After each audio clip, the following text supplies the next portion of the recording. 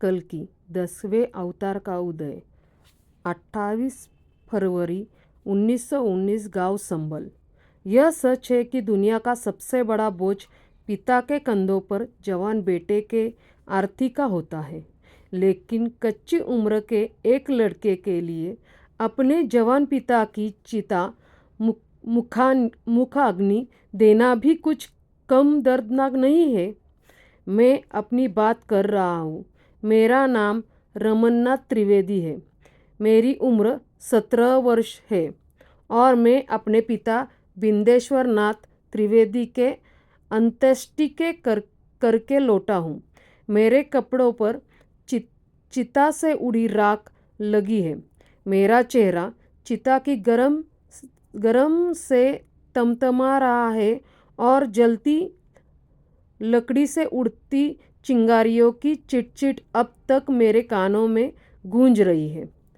10 साल की मेरी छोटी बहन सुजाता हैरान आंखों से इधर उधर देख रही है।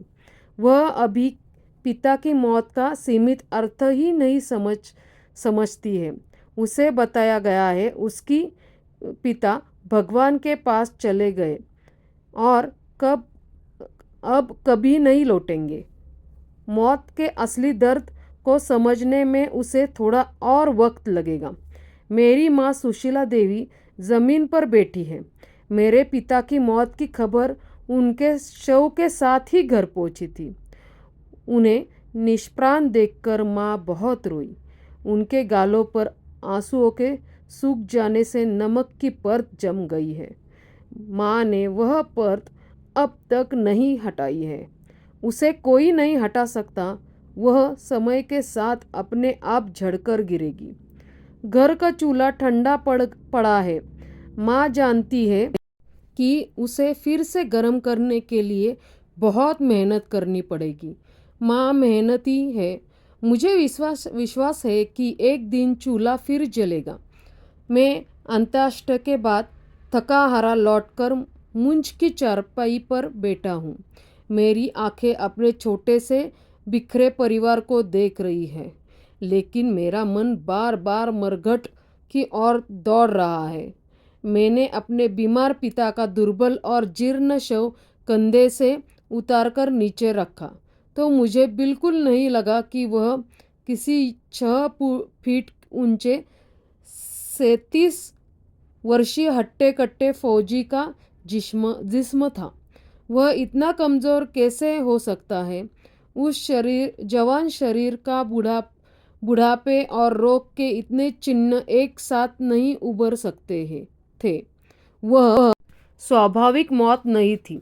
दरअसल दुनिया भर में व्याप्त सत्ता की भूख के लिए हुए युद्ध और उसके बाद फैली एक खतरनाक बीमारी ने मेरे पिता सूबेदार बिंदेश्वर नाथ को पहले बूढ़ा व कमज़ोर किया, फिर उनकी जान ले ली।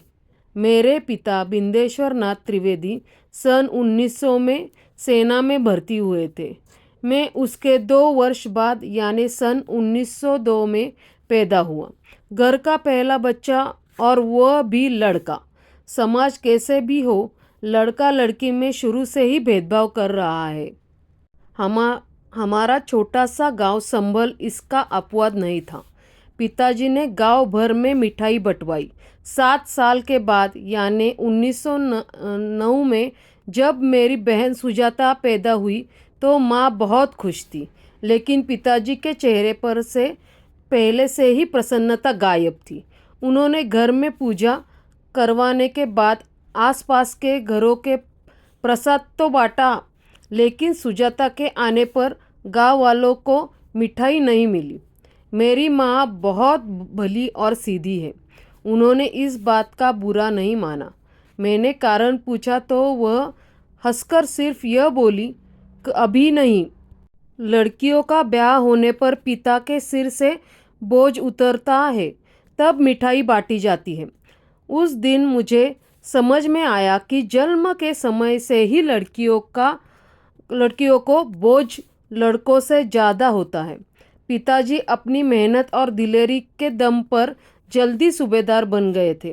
फौजी में उनका ओहदा छोटा था, लेकिन समाज में मान की कोई कमी न थी।